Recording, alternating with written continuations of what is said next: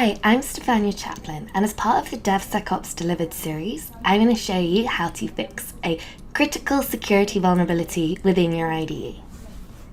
You can see here I have Eclipse, and if I click in the bottom on the Component Info tab, I'm going to make it a bit bigger, what we have here is a software bill of materials for all of the components within the application.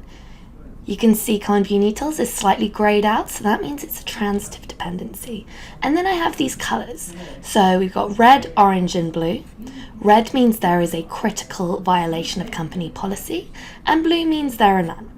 If I have a look at Commons Collection, for example, when I click on, we get all this enriched metadata. So I've got GAV, licensing, and then I've got these 9, security threat. That means there is a known and documented security vulnerability out there, and the policy is what my company thinks of it.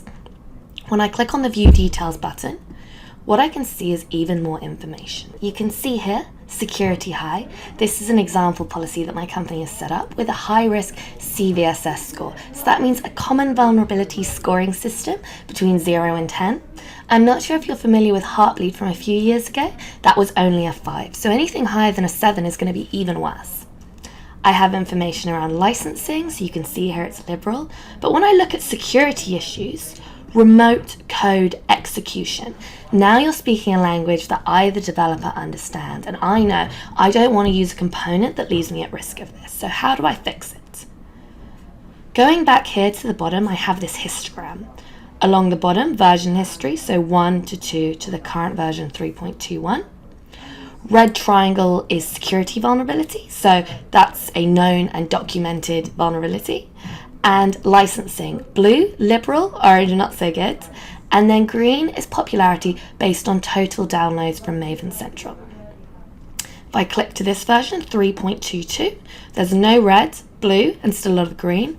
And all of a sudden, my red 9s disappeared. So when I click on View Details, policy violations, none. My company does not have a problem with it. Security issues, none. There are no known and documented security vulnerabilities. So this is the version that I want to use. If I click down here on this migrate button, you can see it dynamically updates the POM from 3.2.1 to 3.2.2. I would obviously always recommend regression testing because even with a 0.1 change, there may be some unknown changes.